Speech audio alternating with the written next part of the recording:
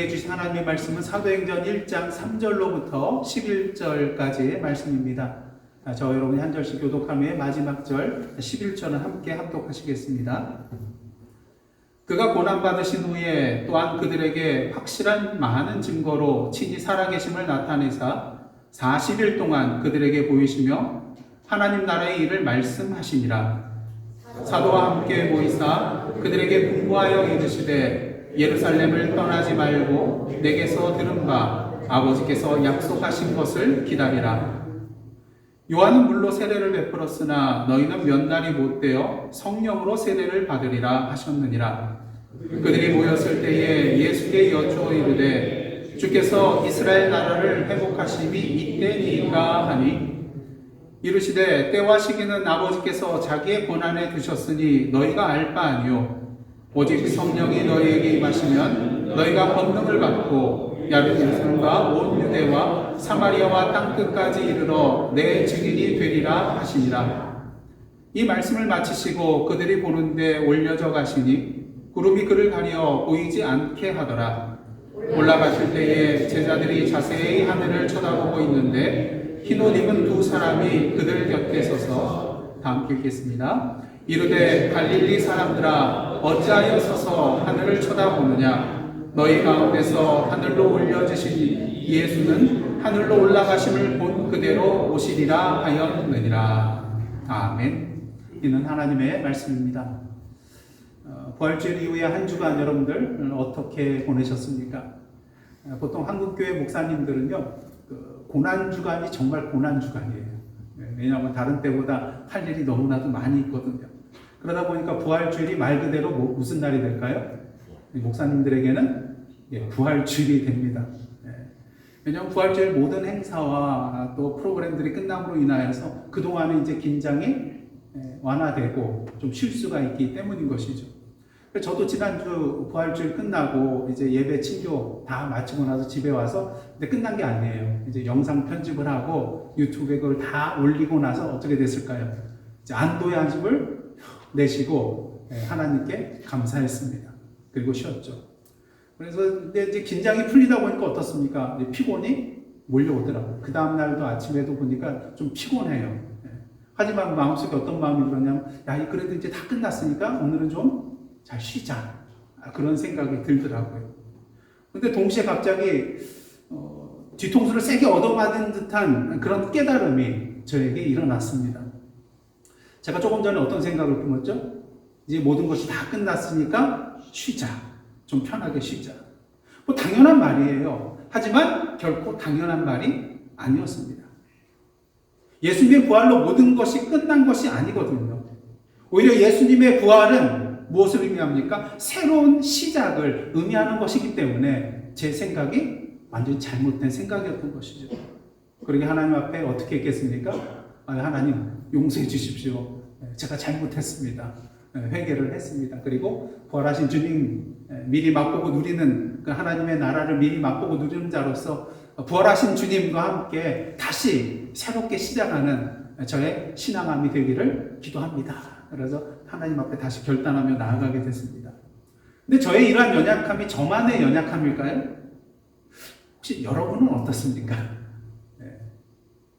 한국교회를 보면은요, 사순절, 또 제2수요일, 그리고 고난주간, 종려주일, 성금요일, 또 부활주일을 맞이해서 다양한 그런 예배와 여러 가지 그런 많은 프로그램들, 특히 어떤 영성 훈련이나 또 경건 훈련하는 그런 프로그램들이 진행이 되게 됩니다. 그리고 일단 이런 것에 대해서 우리 성도님들 어떻습니까? 열심히 이 사순절 기간 동안 또 종려주일, 성금요일, 또 특별 새벽 기도회, 또 부활주일 열심히 참여하고 또 여러 가지 많은 것들을 준비해서 참여를 하는 것을 보게 됩니다. 그리고 이제 부활주일 기쁨 가운데 모든 것이 다 이제 맞춰지게 돼요. 은혜롭게 다 맞춰져요. 네. 그럼 이제 우리 성도님들 보면 보통 어떤 생각을 하십니까? 이제 다 끝났구나.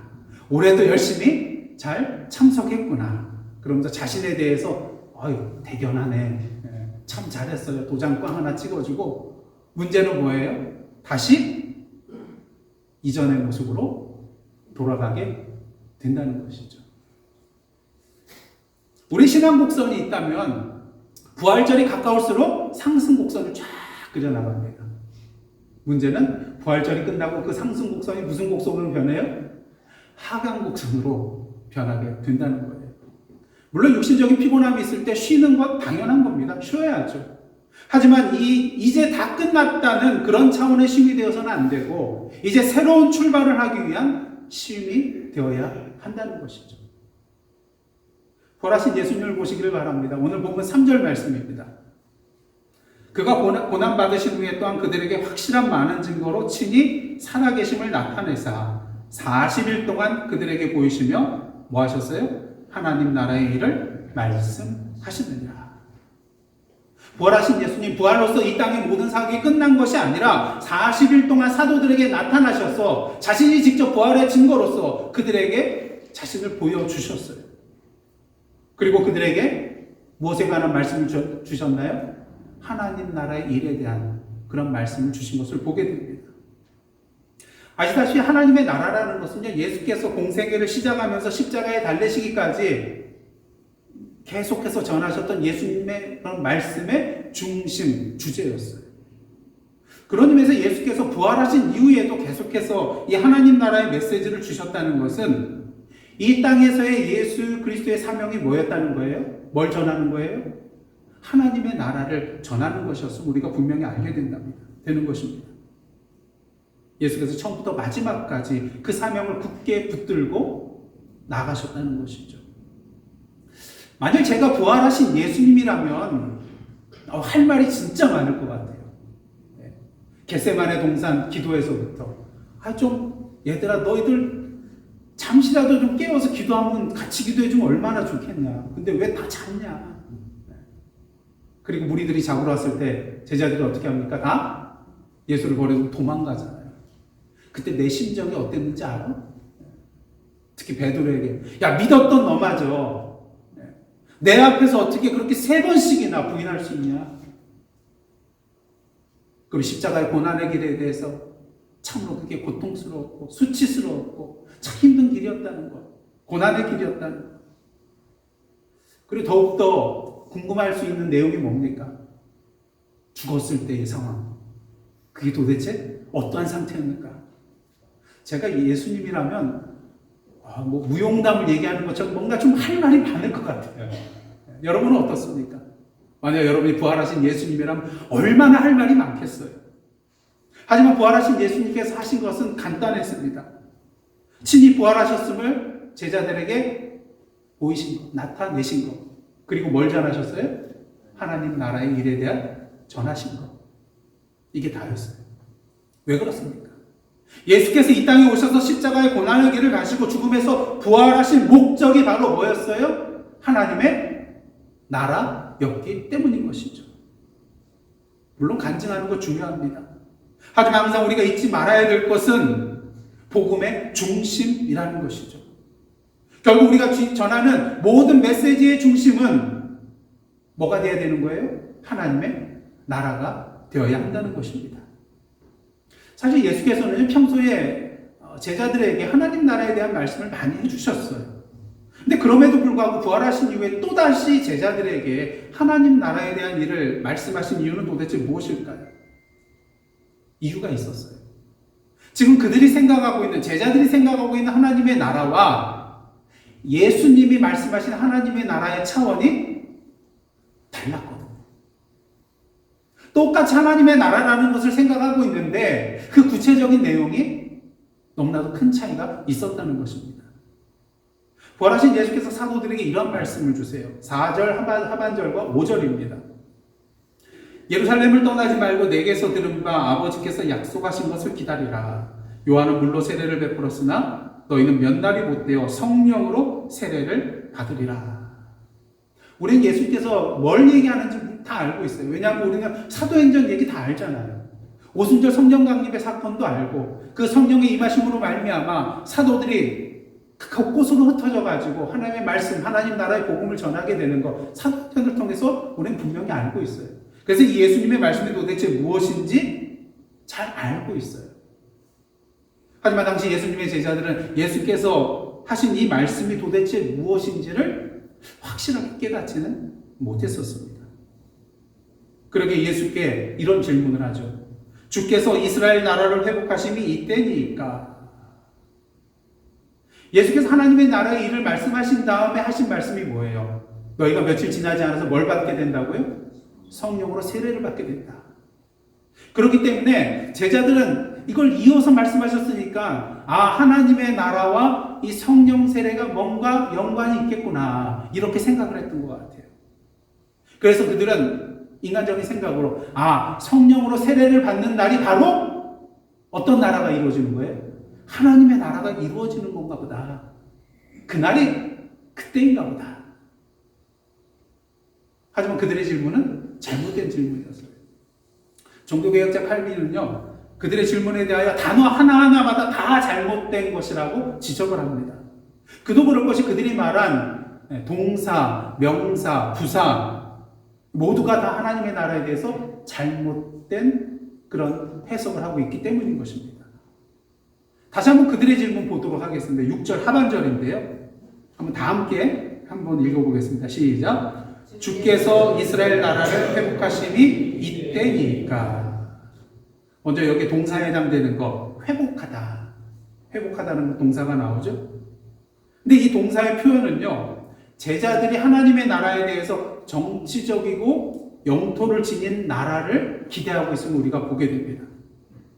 또 명사 이스라엘은요, 그들이 하나님의 나라에 대해서 단순히 하나의 이스라엘 민족 국가만을 기대하고 있음을 우리에게 보여줍니다. 그리고 부사구가 하나 나오죠. 이때. 이때란 말은요, 그들이 하나님의 나라가 이제 즉각적으로 세워질 것을 기대하고 있습니다. 우리에게 보여주고 있습니다. 하지만 예수께서 말씀하신 하나님의 나라는 그들이 생각하는 이러한 차원의 나라가 아니었습니다. 무엇보다 하나님의 나라는요, 정치적이고 영토적인 개념의 나라가 아니었어요. 여러분들 세계지도 쫙 펼쳐보면은 각 나라들이 다 색깔별로 되어 있지 않습니까? 그리고 그 나라, 경계선마다 이렇게 선이 이렇게 쭉 되어 있어요. 그 국경이 어디인지 보여주는 것이죠. 근데 하나님의 나라는 이러한 개념의 나라가 아니라는 거예요. 하나님의 나라라는 것은 성령에 의하여 하나님의 통치가 우리의 삶 가운데 이루어지는 것을 의미하는 눈에 보이는 영토적인, 정치적인 개념의 나라가 아니라 영적인 개념의 나라이기 때문인 것이죠.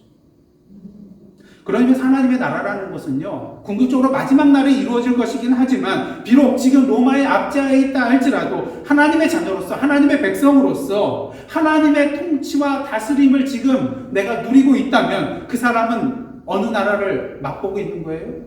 하나님의 나라를 맛보고 누리고 있는 것이 된다는 것입니다. 이처럼 하나님의 나라는요, 정치적이고 또 영토적인 개념의 나라가 아니라 궁극적으로 영적인 개념의 나라라는 것을 우리가 알아야 합니다. 그리고 이 나라는요, 이스라엘 민족 유대인에게만 국한된 나라가 아니라 이 세상 모든 사람들을 대상으로 하는 나라라는 것이죠. 그리고 예수께서 사도행전 1장 8절의 말씀을 통해서 제자들이 가지고 있는 어떤 편협한 하나님 나라의 경계선을 무너뜨리는 것을 우리가 보게 됩니다. 성령이 임하시면 권능을 받고 어디까지 이르러 증인이 되라고 말씀하셨죠? 예루살렘과 온 유대와, 여기까지는 누구예요? 이스라엘 백성이에요. 근데 어디까지 가라 그래요? 사마리아와, 그리고 땅 끝까지 이르러. 여러분, 오늘의 여러분의 땅 끝은 어디입니까? 지리적인 땅 끝 말고요, 여러분들의 마음속에서 가장 멀리 떨어져 있는 그 사람이 누굽니까? 우리의 원수죠. 원수같이 생각하는 사람. 만약에 배우자를 원수같이 생각하면 배우자가 가장 가까이 있어도 제일 먼 사람이에요. 그러니까 땅 끝까지. 하나님의 나라의 대상은 이스라엘 민족, 내 가족, 내 공동체를 넘어선 이 세상 모든 사람이라는 것을 주님께서 말씀하신 것입니다. 그렇게 하나님의 나라는요, 지금 즉시 이루어지는 것이 아니라 점진적으로 확장이 되는 것입니다. 아시다시피 예수님의 제자들, 예수께서 십자가에 달리시기 위하여 예루살렘으로 갈 동안 제자들은 어떠한 마음을 품었죠? 야, 이제 이렇게 능력의 주님, 기적을 베푸시고 죽은 자도 살리시고 귀신도 내쫓아지는 이 능력의 주님께서 이제 예루살렘으로 가면은 세상을 뒤엎어 놓으실 거다. 기적을 베푸셔서 우리를 로마의 압제로부터 구원해 주실 것이다. 바로 하나님의 나라를 이룰 것이다. 단번에. 그런 기대감을 가지고 있었어요. 근데 그게 아니었잖아요. 그 꿈이 깨졌어요. 근데 이러한 생각을 아직도 품고 있어요. 야, 이제야말로 이제 예수께서 부활하셨으니까 그 부활하신 능력의 주님께서 뭔가 새로운 나라를 이루려고 하십니다. 그때가 바로 성령으로 세례를 주시는 그때 이 세상을 완전히 뒤엎어 놓으시려나 보다. 그래서 얼마 지나지 않아서 지금 바로 즉각적으로 그런 나라를 이루실 거라고 생각했던 것이죠. 그러기에 주께서 이스라엘 나라를 회복하심이 이때니까 그렇게 질문을 했던 것입니다. 하지만 아시다시피 하나님의 나라는 무엇입니까? 예수께서 이 땅에 오심으로 뭐가 시작이 되었어요? 하나님의 나라가 시작이 되었어요. 하지만 그 완성은 주님께서 다시 오실 그 마지막 날에 이루어질 것입니다. 예, 하나님의 나라라는 것은 지금 당장 우리의 삶의 현장에서 바로 다 이루어지는 것이 아니라 점차적으로 계속해서 확장되어 나가는 나라라는 것이죠. 이처럼 예수님의 제자들의 하나님의 나라에 대한 개념은 잘못되었어요. 잘못 이해했어요. 그렇게 예수께서는 이 제자들을 향하여서 이 질문에 대하여 크게 두 가지로 답해주고 있는 것을 보게 됩니다. 첫째로, 그 때와 시기는 너희들이 알 바가 아니라는 거예요. 오늘 보면 7절입니다. 이르시되 때와 시기는 아버지께서 자기의 권한에 두셨으니 너희가 알 바 아니요. 그리고 마가복음 13장 32절을 보면 또 이러한 말씀을 예수께서 하신 적이 있어요. 그러나 그날과 그때는 아무도 모르나니 하늘에 있는 천사들도 아들도 모르고 누구만 아세요? 아버지만 아시느니라. 이것은 무엇을 의미합니까? 그때와 시기는 누구에게 속한 거라는 거예요? 하나님께 속한 거라는 거예요. 감추어진 일이라는 거예요. 우리에게는 감추어진 일이라는 거예요. 그러니까 알려고 하지 말라는 겁니다. 하지만 그럼에도 불구하고 분명한 사실 한 가지는 무엇입니까? 결국 그 하나님의 나라는 완성이 될 것이라는 거죠. 그때와 시기는 모르지만 그 말씀대로, 약속대로 완성이 될 것이라는 거죠. 그러니까 우리가 할 일은 뭐예요? 믿고 기다려야 하는 것이죠. 근데 여기서 우리가 분명히 알아야 될 것은 믿고 기다려야 한다고 무작정 아무것도 하지 않고 그냥 가만히 있으라는 말씀은 아니라는 것입니다. 그렇게 둘째로 예수께서 제자들에게 비록 때와 시기에 대해서는 너희가 알 바는 아니지만 그들이 꼭 알아야 될 사실 한 가지가 있다고 분명히 말씀해 주시는데 그것이 바로 1장 8절 말씀이에요. 8절 말씀 너무나도 잘 아시죠? 오직 성령이 너희에게 임하시면 너희가 권능을 받고 예루살렘과 온 유대와 사마리아 땅 끝까지 이르러 뭐가 된다고요? 내 증인이 되리라. 비록 하나님의 나라가 완성되는 그 때와 시기는 언제인지 알 수 없지만 그 나라가 완성되는 그날까지 우리는 어떠한 삶을 살아야 된다는 거예요? 주님의 증인으로서의 삶을 살아야 한다는 거예요. 그런 의미에서 예수께서 제자들에게 주신 이 말씀들을 한마디로 이렇게 요약할 수가 있을 것 같습니다. 한번 다 함께 따라해 보시기를 원합니다. 지금은 사명에 집중해야 할 때입니다. 어디에요? 사명에. 그 사명은 뭐죠? 증인의 삶인 것입니다. 부활하신 예수께서 그들에게 나타나셔서 그들이 부활하신 주님을 직접 보고 확인할 수 있도록 해주셨어요. 그리고 하나님의 나라에 대해서 말씀해 주셨어요. 그 이유는 무엇입니까? 예수님의 부활과 하나님의 나라에 대한 말씀을 그냥 듣고 믿고 우리만 누리는 것이 아니라 이제는 세상으로 나아가 그 부활하신 주님과 하나님의 나라의 복음을 증거하는 그러한 삶을 살게 하기 위해서인 것이죠. 그러한 삶을 살게 하기 위해서 직접 나타나 보여주시고 하나님의 말씀을 다시 한번 하나님 나라의 말씀을 다시 심어 주신 거예요. 그리고 이 말씀을 하신 후에 예수께서 어떻게 하셨나요? 하늘로 승천하셨죠. 하늘로 들려 올라가시게 되고요. 구름이 그를 가려서 이제 보이지 않게 됩니다. 근데 제자들은 뭐 하고 있어요? 계속해서 자세히 하늘을 쳐다보고 있어요. 여러분들 여기 만약에 벌레 한 마리가 쫙 날아다닌다고 한번 생각을 해보세요. 자, 계속 보겠습니까? 안 보겠습니까? 와, 궁금하지 않으세요? 네. 뭐가 한 마리 막 소리를 내면서 날아가고 있어요. 근데 저 천정으로 가더니 사라졌어요. 어디 틈으로 들어갔는지. 그럼 여러분 어떻게 하겠습니까? 그냥 고개를 사라졌네 하고 딱 고개를 그냥 숙이겠어요? 아니잖아요. 저놈이 언제 나오려나. 계속 쳐다보게 되죠. 제자들도 아마 그러한 마음이 있었던 것 같아요. 예수님께서 갑자기 그냥 하늘로 올라가셨잖아요. 그러면 구름에 가렸어요. 이제 그러면 구름이 지나가면 혹시 보이지 않으려나. 또다시 예수님이 나타나시지 않으려나. 혹시 내려오시지 않으려나. 이런 생각이 계속해서 하늘을 바라보고 있었다는 것이죠. 근데 그런 가운데 누가 옆에 있는지도 몰라요. 누가 나타났어요?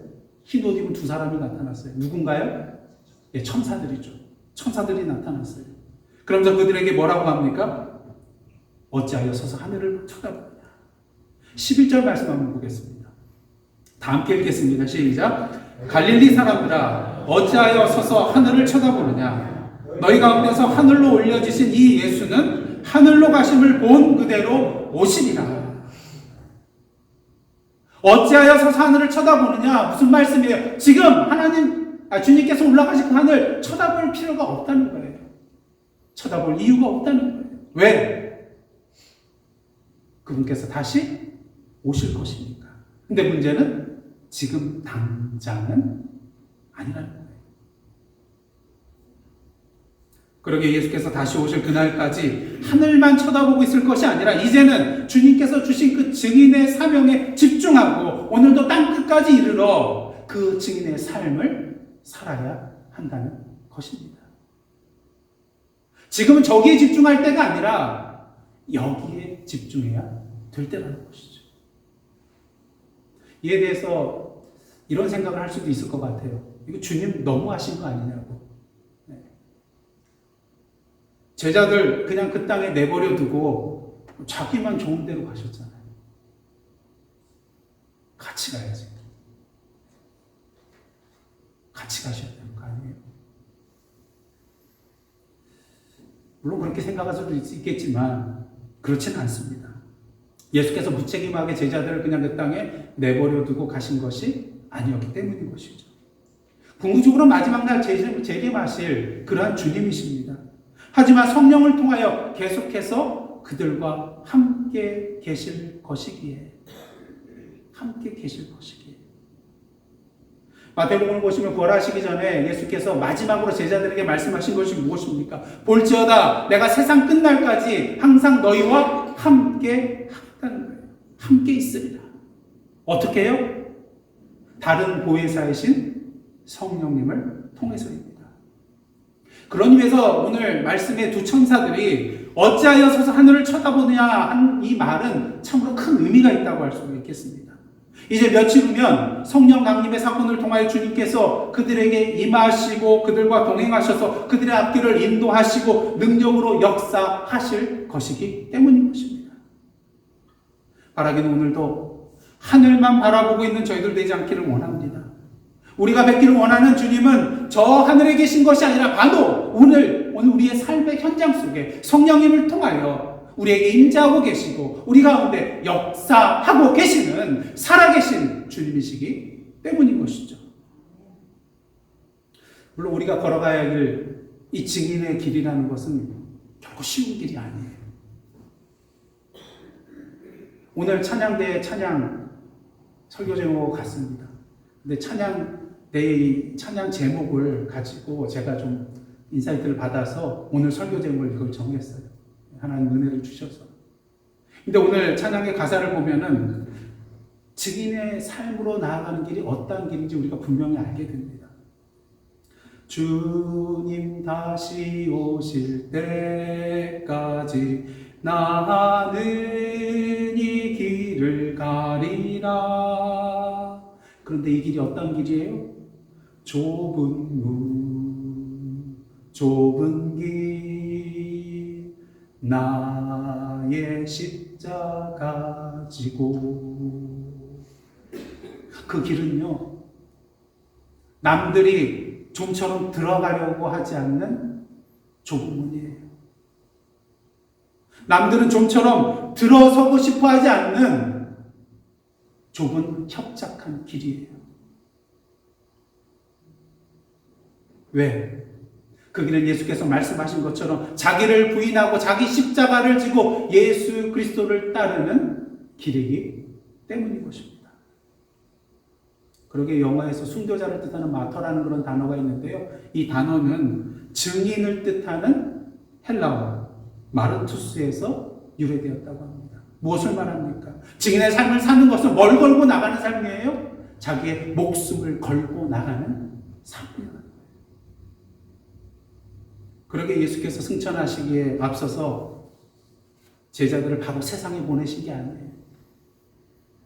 나는 지금 승천할 테니까 하늘로 올라갈 테니까 너희들이 이제 바로 세상에 나가서 복음을 증거해라. 증인의 삶을 살아라. 이렇게 하시지 않았다는 거예요. 왜?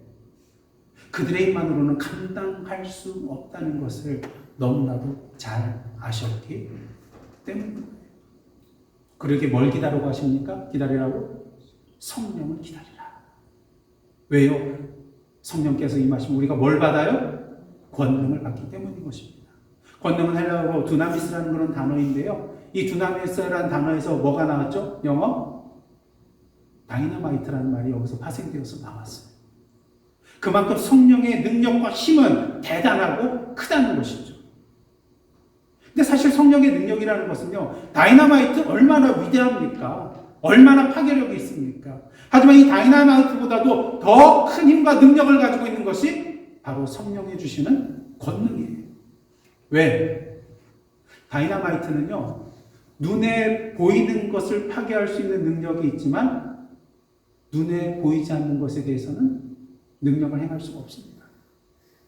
하지만 성령은 어떻습니까? 다이너마이트가 결코 할 수 없는, 눈에 보이지 않는 그 강팍한 사람의 마음을 변화시킬 수 있는 능력이 바로 성령의 능력이라는 거예요. 근데 그 성령께서 지금 어디 계세요? 저와 여러분 안에 임재해 계시다는 거예요. 2000년 전 예수께서 부활하셔서 하늘로 올라가셨습니다. 그 주님께서 다시 오실 것이라고 하였습니다. 하지만 지금은 그 하늘을 바라보고 있을 때가 아닙니다. 주님 다시 오실 때까지 우리에게 맡겨주신 증인으로서의 사명이 있기 때문인 것이죠.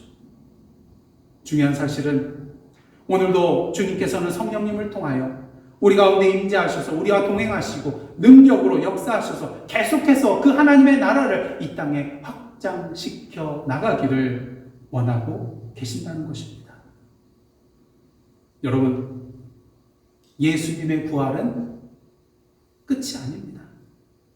예수님의 부활은 우리의 새로운 시작이요, 우리의 사명입니다. 그러기에 예수님의 부활은 우리를 향하신 주님의 명령입니다.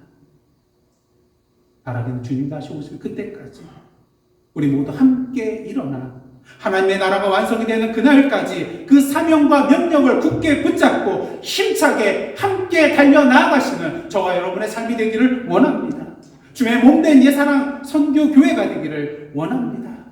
그 가운데 부활하신 주님께서 역사하시고 이 세상을 변화시켜 주시고 당신의 나라를 완성하여 가실 것입니다. 저와 여러분을 통하여, 그리고 이 교회를 통하여 말입니다. 그 은혜에 함께 동참하며 함께 다름질하며 나아가는 저와 여러분의 복된 삶 되시기를 주님의 이름으로 축복합니다. 기도하시겠습니다. 하나님, 주님 다시 오시는 그날까지 좁은 길,